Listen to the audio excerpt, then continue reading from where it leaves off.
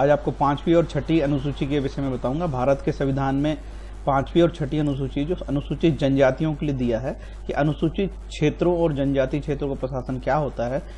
Tribes के विषय में ये विशेष रूप से बनाया गया है जो भारत के सामान्य नागरिक के लिए और अनुसूचित जनजाति व्यक्तियों के लिए और कंपटीशन वाले स्टूडेंट के लिए तो बहुत ही इम्पोर्टेंट ये वीडियो है। आप इसको विशेष ध्यान से सुनिए। जो भारत का संविधान है वो constitutional safeguard for ST, Bharat का संविधान है अनुसूचित जनजातियों के लिए सुरक्षा प्रदान करता है। कैसी सुरक्षा? एजुकेशनल और कल्चरल सुरक्षा प्रदान करता है, सामाजिक सुरक्षा प्रदान करता है, इकोनॉमिक सेफगार्ड आर्थिक सुरक्षा प्रदान करता है, पॉलिटिकल सेफगार्ड आर्थिक राजनीतिक सुरक्षा प्रदान करता है और सर्विस सेफगार्ड मतलब नौकरी से रिलेटेड सुरक्षा प्रदान करता है। जैसे कि पॉलिटिकल सेफगार्ड में राजनीतिक आरक्षण मिला हुआ है, सर्विस से रिलेटेड यह है 16(4)A में भारत में अनुसूचित जाति जनजाति के लोगों को आरक्षण मिला हुआ आप जानते ही हैं। और एजुकेशनल में सबको पढ़ने का अधिकार है और जो है किसी के साथ कोई अत्याचार होता तो सब रोकने का अधिकार है। इस तरीके से सामाजिक आर्थिक राजनीतिक और सर्विस का संरक्षण प्राप्त है। आगे बढ़ते हैं। भारत का जो संविधान है उसमें 12 अनुसूचियां दी हुई, जिसमें पहली अनुसूची राज्य और संघ की है, दूसरी राष्ट्रपति और राज्यपाल संबंधित है, तीसरी शपथ का प्रारूप है, चौथी में राज्यसभा का सीट का आवंटन है, पांचवी सूची जो है वो एसटी के लिए बनी हुई है, मतलब अनुसूचित जो जाति होती है पांचवी अनुसूची उनके लिए बनी हुई है पांचवी अनुसूची। और छठी अनुसूची जो है असम मेघालय त्रिपुरा मिजोरम में लागू हुई है, ये अनुसूचित जनजाति के लिए। पांचवी भी अनुसूचित जनजाति के लिए है और छठी भी अनुसूचित जनजाति के लिए। सातवीं सूची में संघ और राज्य समवर्ती सूची के विषय दिए हुए हैं। आठवीं में भाषा है, नौवीं में अधिनियम और विनियम विधिमान्यकरण है, 10वीं सूची में दल बदल कानून से रिलेटेड बात की गई है, 11वीं अनुसूची में पंचायत की शक्तियां, 12वीं में नगर पालिका की शक्तियां। इस प्रकार से 12 अनुसूचियां हैं और इस 12 अनुसूची में आज हम जो जिक्र करेंगे केवल पांचवी और छठी अनुसूची का हम जिक्र करेंगे। तो पांचवी और छठी अनुसूची का भारत के संविधान में कहां से जन्म होता है इस पे भी हम देखेंगे। देखिए पांचवी और छठी अनुसूची का जन्म भारत के संविधान में किस धारा से होता है मैं बताना चाहूंगा। पांचवी अनुसूची का जिक्र आपको मिलेगा संविधान का भाग 10 जो है अनुसूचित सूचित और जनजाति क्षेत्र का प्रशासन, अनुच्छेद 244 और 244A इसमें जो है इसमें जिक्र आया हुआ है, तो इसको अपन ध्यान से देखेंगे। तो ये जो संविधान का भाग 10 है जिसमें अनुसूचित और जनजाति क्षेत्र प्रशासन है, और संविधान का भाग 12 अध्याय 1 275 आर्टिकल 275 कुछ राज्यों को संघ से अनुदान grant from the union and certain states, ये जो अनुदान मिलेगा वो छठी राज्यों की सूची को और पांचवें राज्य की सूची वाली स्टेट को 275 के तहत अनुदान मिलता है। तो ये दो आर्टिकल बहुत इंपॉर्टेंट है, खासकर 244 और 244 का और 275 ये अनुसूचित जनजाति। 275 में तो अनुसूचित जनजाति क्षेत्रों के प्रशासन के लिए अनुदान मिलता है जो संचित निधि से होता है। ये कंपटीशन वाले स्टूडेंट के लिए बहुत इंपॉर्टेंट है। तो जो छठी अनुसूची होती है वहां पे ऑटोनोमस स्टेट होता है, स्वशासी राज्य और स्वशासी जिले होते हैं, उसके बारे में मैं आगे डिटेल बताना चाहूंगा। अनुसूचित क्षेत्र और जनजातियों के प्रशासन और नियंत्रण के बारे में उपबंध जो है आगे अपन चर्चा करेंगे। अब ये जानना जरूरी है कि पांचवी अनुसूची कहां कहां लागू है। पांचवी अनुसूची भारत में कहां कहां लागू है? आंध्र प्रदेश, झारखंड, गुजरात, हिमाचल प्रदेश, मध्य प्रदेश, छत्तीसगढ़, महाराष्ट्र, उड़ीसा और राजस्थान 9 राज्यों में पांचवी अनुसूची लागू है। तो आगे इसमें क्या क्या प्रावधान है वो भी बताएंगे। अब ऐसे भारत के बहुत सारे राज्य जहां पे पांचवी अनुसूची भी लागू नहीं और छठवीं अनुसूची भी लागू नहीं है, वहां पे भी है, जैसे अंडमान निकोबार, दादर नगर हवेली और दमन दीव लक्षद्वीप। इस प्रकार से बिहार, गोवा, जम्मू कश्मीर, कर्नाटक, केरला, सिक्किम, तमिलनाडु, उत्तर प्रदेश, बंगाल, यहाँ पे भी अनुसूचित जनजातियां हैं, लेकिन यहाँ पे पांचवी और छठी अनुसूची लागू नहीं है। ठीक है, तो सरकार जो सामान्य इनको जो रियायत देती है वही देती है। आगे अपन देखते हैं कि इसमें पांचवी अनुसूची के बारे में डिटेल पढ़ना चाहेंगे। मैंने आपको बताया था कि पांचवी अनुसूची का जन्म कहां से होता है। पांचवी अनुसूची का जन्म संविधान के भाग 10 अनुसूचित और जनजाति क्षेत्र स्पष्ट लिखा है। पांचवी अनुसूची के उपबंध असम, मेघालय, त्रिपुरा, मिजोरम राज्यों से भिन्न, मतलब पांचवी अनुसूची असम, मेघालय, त्रिपुरा, मिजोरम राज्य में लागू नहीं है, वहां छठी लागू है, से भिन्न किसी राज्य के अनुसूचित क्षेत्रों और अनुसूचित जनजातियों के प्रशासन नियंत्रण के लिए लागू होगी। छठी अनुसूची में उपबंध असम, मेघालय, त्रिपुरा, मिजोरम राज्यों के जनजातीय क्षेत्रों के प्रशासन के लिए लागू होंगे। स्पष्ट है कि जो मेघालय, त्रिपुरा, असम, मेघालय, त्रिपुरा, मिजोरम जो है ये छठी अनुसूची की राज्य है, और पांचवी जो अनुसूची होगी वहां पे जो है राष्ट्रपति ये घोषणा करता है कि कहां कहां पांचवी अनुसूची लागू होगी। ठीक है, नेक्स्ट, ये जो 5वीं अनुसूची के राज्य है, इसमें ऐसा क्या क्या विशेषताएं होगी इसकी मैं बताना चाहूंगा कि 5वीं अनुसूची में और 6ठी अनुसूची में अंतर भी क्या होगा, ये मैं विशेष रूप से आपको बताना चाहूंगा कि 5वीं अनुसूची में क्या होता है और 6ठी अनुसूची में क्या होता है। तो ये तो रहा उपबंध 244 के तहत। ठीक है, एक खास बात मैं बताना चाहूंगा कि जो 5वीं अनुसूची में सरकार यदि कोई किसी प्रकार का संशोधन करती है तो वो धारा 368 के प्रयोजन के लिए संविधान का संशोधन नहीं माना जाएगा। यही बात 6वीं अनुसूची पर भी लागू होती है कि सरकार 6ठी अनुसूची में यदि कोई भी संशोधन लागू करती है तो संविधान की धारा 368 के प्रयोजन के लिए संविधान संशोधन नहीं माना जाएगा। ये कॉम्पिटिशन वाले स्टूडेंट के लिए ये बहुत इंपॉर्टेंट है। आगे मैं धारा 275 बताना चाहूंगा, इसी से जो शेड्यूल ट्राइब के क्षेत्रों में अनुदान लिया जाता है। तो अनुसूचित जनजाति क्षेत्रों के लिए जो अनुदान सरकार देती है वो 275 के तहत ही देती है। 275 के तहत जो धन दिया जाता है वो भारत की संचित निधि से दिया गया धन माना जाता है। ये विशेष कंपटीशन वाले स्टूडेंट को नोट करना चाहिए कि भारत की संचित निधि से जो धन माना जाएगा 275 का अनुदान। ठीक है, अनुसूचित जनजातियों के कल्याण की अभिवृद्धि करने या उस राज्यों में अनुसूचित क्षेत्रों के प्रशासन के स्तर को उस राज्य के शेष क्षेत्रों के प्रशासन पर स्तर तक उन्नत करने के प्रयोजन के लिए उस राज्य भारत सरकार के अनुदान से हाथ में लिया जाएगा। मतलब सरकार जो है ऐसे शेड्यूल ट्राइब एरिया के लोगों के कल्याण के लिए, विकास के लिए, वृद्धि के लिए जो है 275 में अनुदान देगी और ये अनुदान अनुसूची 5वीं और 6वीं दोनों क्षेत्रों के एरिया के लिए मिलेगी। आगे चलते हैं। ये है 5वीं अनुसूची। 5वीं अनुसूची में होता क्या विशेष बात है, 5वीं अनुसूची के राज्यों में क्या विशेष बात होती है, देखते हैं आगे। इस अनुसूची के उपबंधों के अधीन रहते हुए किसी राज्य की कार्यपालिका शक्ति का विस्तार अनुसूचित क्षेत्र पर करेगी। मतलब राज्य सरकार की शक्तियां हैं कि उस क्षेत्र में अपनी कार्यपालिक शक्ति का विस्तार करेगी। अनुसूचित क्षेत्रों के प्रशासन के संबंध में राष्ट्रपति को राज्यपाल द्वारा प्रतिवेदन, जहां मैंने अभी बताया हूं कि 9 राज्यों, भारत के 9 राज्यों में 5वीं अनुसूची लागू है, वहां के जो राज्यपाल हैं प्रतिवर्ष जो है राष्ट्रपति को ज्ञापन देते हैं कि अनुसूचित जनजाति के क्षेत्रों के प्रशासन के विषय में ये राज्यपाल का कर्तव्य है।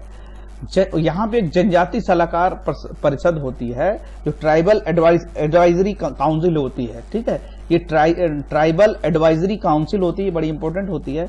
इसी के तहत जो राज्यपाल जो है अनुसूचित जो क्षेत्र होते हैं, 5वीं अनुसूची के जो क्षेत्र होते हैं, वहां पे कुछ सुविधाएं स्पेशल दी जाती है।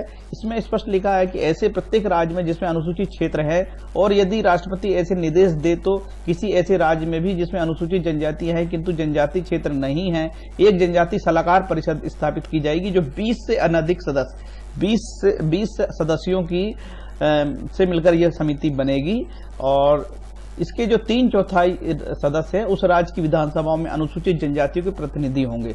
मतलब विधायकों को भी लिया जाता है। ठीक है, अब ये जो सलाहकार परिषद है क्या करेगी, इसके क्या काम होंगे। जनजाति सलाहकार परिषद का कर्तव्य होगा कि वह उस राज्य की अनुसूचित जनजातियों के कल्याण और उन्नति से संबंधित ऐसे विषयों पर सलाह दे जो उसके राज्यपाल द्वारा विनिर्दिष्ट की जाए। ठीक है, कुल मिला के ये जो परिषद है राज्यपाल की मोहताज है, राज्यपाल जो बोलेगा वही होगा। कभी कभी क्या होता है, सरकार कोई इंटरेस्ट नहीं लेती है, अभी राज्यपाल कहां से चलेगा, राज्यपाल को तो मुख्यमंत्री ही चलाएगा, प्रदेश का मुख्यमंत्री सलाह देगा तब वो मानता है। तो कुल मिला के ये जो परिषद है राज्यपाल की एक प्रकार से पंगु टाइप की है। लगता तो लिखा तो कॉन्स्टिट्यूशन में है लेकिन इस परिषद को कोई पावर नहीं होते, सारे पावर राज्यपाल को होते हैं। राज्यपाल मतलब मुख्यमंत्री को होते हैं। परिषद के सदस्यों की संख्या को, उसकी नियुक्ति और उसकी परिषद के अध्यक्ष, उसके अधिकारियों और सेवकों की नियुक्ति की रीति, उसके अधिवेशनों का संचालन, सारे काम जो है अधिकतर इसमें राज्यपाल को दिए गए हैं। अनुसूचित क्षेत्रों को लागू करना कानून। हाँ, अब इसमें 5वीं अनुसूची की जो खास बातें हैं, विशिष्ट या पूर्वगामी शक्ति की व्यापकता का प्रतिकूल प्रभाव डाले बिना ऐसे विनिमय क्या कानून होंगे। ऐसे क्षेत्र की अनुसूचित जनजाति के सदस्यों द्वारा या उसमें भूमि के हंतरण और प्रतिषेध या निर्बंधन कर सकेंगे। ट्राइबल एरिया में जमीन का ट्रांसफर करना कठिन होता है, खासकर 5वीं अनुसूची वाले क्षेत्रों में। जैसे कोई एक जिला, जैसे बालाघाट जिला मध्य प्रदेश का, यहाँ पे कुछ जो तहसील है उसको 5वीं अनुसूची में डाला गया है, दूसरी जो तहसीलें 5वीं अनुसूची में लागू नहीं है। और जिस क्षेत्र में 5वीं अनुसूची, जिस तहसील में 5वीं अनुसूची लागू है वहाँ जनजाति के लोग रहते हैं, तो वो जनजातियों के लोग अपनी जमीन किसी को नहीं बेच सकते। बेचेंगे तो अनुसूचित जनजाति के लोगों को ही बेचेंगे। मतलब भूमि का स्थानांतरण ट्राइबल से ट्राइबल में ही होगा, ट्राइबल से दूसरी जातियों को नहीं होता, ट्राइबल से एससी को भी नहीं होता, केवल ट्राइबल से ट्राइबल के बीच में ही भूमि का अंतरण होगा या ट्रांसफर होगा। यदि किसी दूसरे को किया जाएगा तो सरकार यहाँ पे रोक देती है। बिल्कुल ऐसे जो है जमीन की रजिस्ट्रियां नहीं होती है, तहसीलदार रोक देता है, रजिस्ट्रीकरण अधिकारी रोक देता है। ऐसे क्षेत्र की जनजाति के सदस्यों की भूमि के आवंटन पर विनिमय सरकार ऐसे क्षेत्र के जनजाति के भूमि आवंटन पर नियम बनाएगी। जैसे मैंने आपको अभी बताया नियम कि जनजाति वाला व्यक्ति अपनी जनजाति वाले व्यक्ति को अपनी भूमि बेच सकेगा। ऐसे व्यक्ति द्वारा जैसे क्षेत्र में अनुसूचित जनजाति के सदस्यों को धन उधार देते हैं, साहूकार के रूप में कारोबार करने का विनिमय कर सकेगी। सरकार कोशिश करती है, सरकार कानून बना सकती है कि यहाँ पे कोई साहूकार नहीं रहेगा तो शेड्यूल ट्राइब का ही साहूकार रहेगा। तो ये सरकार के ऊपर है कि सरकार इस क्षेत्र में साहूकारी प्रथा को रोके। तो सरकार को विशेष पावर इस 5वीं अनुसूची में दिए गए हैं। तो 5वीं सूची में कुछ लिमिटेड ही पावर देंगे। आप यदि 6ठी अनुसूची के बारे में मैं बताऊंगा तो आपको निश्चित अंतर समझ में आएगा कि 6ठी अनुसूची में अनुसूचित जनजाति के व्यक्तियों को बहुत अधिकार है, लेकिन 5वीं अनुसूची में नाम मात्र के लोग हैं। यही कारण आजकल है कि अधिकतर लोग कहने लगे कि हमको भी 6ठी अनुसूची ही चाहिए। ये अनुसूचित क्षेत्र जो होगा ये कैसे होगा? ये तो अनुसूचित क्षेत्र राष्ट्रपति किसी भी समय आदेश द्वारा घोषित करेगा कि फलाना क्षेत्र जो अनुसूचित क्षेत्र है। हो सकता है कि आपके जिले की कोई तहसील में केवल कुछ लोग ही ट्राइबल एरिया है, बहुत छोटा सा पॉकेट ट्राइबल एरिया में, तो उस क्षेत्र को जो है पर्टिकुलर क्षेत्र को अनुसूचित क्षेत्र घोषित कर सकता है। ये राष्ट्रपति के विशेष अधिकार हैं। जब तक किसी क्षेत्र को अनुसूचित क्षेत्र घोषित नहीं किया जाएगा तो वहां पे 5वीं अनुसूची लागू नहीं होगी। तो ये 5वीं अनुसूची की कुछ विशेष खास बातें थी जो मैंने आपको बताया। अब मैं 6ठी अनुसूची की आपको बात बताना चाहूंगा कि भारत में 6ठी अनुसूची लागू है। ठीक है, ये जो 6ठी अनुसूची है असम, मेघालय, त्रिपुरा और मिजोरम में लागू हुआ। तो अब ये आपको हमेशा कैसे, कंपटीशन वाले स्टूडेंट को हमेशा कैसे याद रखोगे आप कि यहाँ पे 5वीं अनुसूची लागू है? तो आपको ये फॉर्मूला बता दिया हूं। आ से असम, ठीक है, मे से मेघालय और त्रि से त्रिपुरा और मी से मिजोरम, ये अमे त्रिमी।